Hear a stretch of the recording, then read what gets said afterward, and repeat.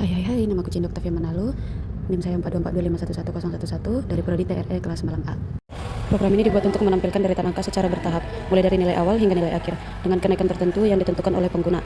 Tujuan utamanya adalah melatih pemahaman tentang perulahan while dalam bahasa C, serta bagaimana input dari pengguna bisa mengontrol jalan program. Variabel I bertipe int digunakan sebagai penghitung dalam perulangan.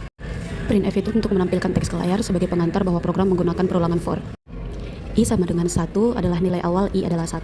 I lebih kecil daripada 64. Perulangan terus berjalan selama I kurang dari atau sama dengan 64. Hasil output dari perulangan ini adalah 1, 2, 4, 8, 16, 32, dan 64. Printf strip n itu menambahkan baris baru setelah deret angka. Penggunaan perulangan for itu dilakukan ketika literasi pada data yang terstruktur, karena mengakses setiap elemen dalam sebuah array, daftar, ataupun string. Yang kedua itu menghemat waktu dan efisiensi, menghindari penulisan kode berulang untuk tugas yang sama. Maka ketika program di run akan menampilkan menggunakan syntax for yang dimana hasilnya 1, 2, 4, 8, 16, 32.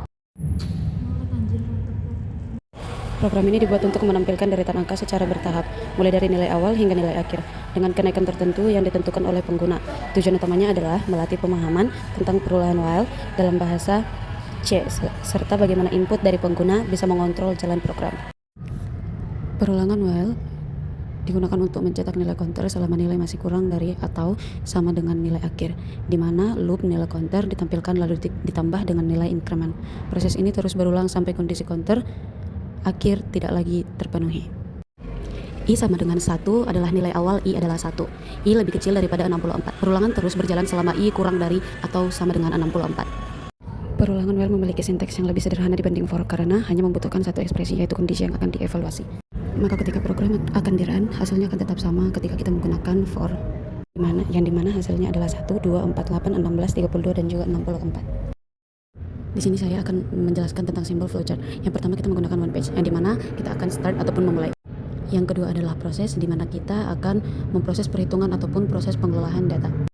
Yang ketiga masih menambahkan proses karena kita masih melakukan proses berikutnya. Yang keempat dan kelima adalah lambang, input, dan output, di mana kita memasukkan header pada program dan method main, dan juga deklarasikan variabel dengan tipe data integer. Dan simbol berikutnya kita akan menggunakan proses. Ketika dimana kita printf untuk menampilkan teks pada keluaran, yaitu for 1 sama dengan 1 lebih dari 64. Untuk lambang selanjutnya adalah proses, dimana instalasi counter sama dengan mulai. Proses selanjutnya adalah decision, yang dimana kita menentukan proses berikutnya lanjut ataupun tidak. Decision ini kita akan melakukan apakah satu telah terpenuhi ataupun tidak. Jika ya, hasil akan muncul. Jika tidak, maka kita perulangannya akan lanjut. Dan untuk proses terakhir adalah on page, di mana semua proses tersebut telah selesai ataupun end. Sekian dari saya, Cindy Octavia Manalu. Terima kasih.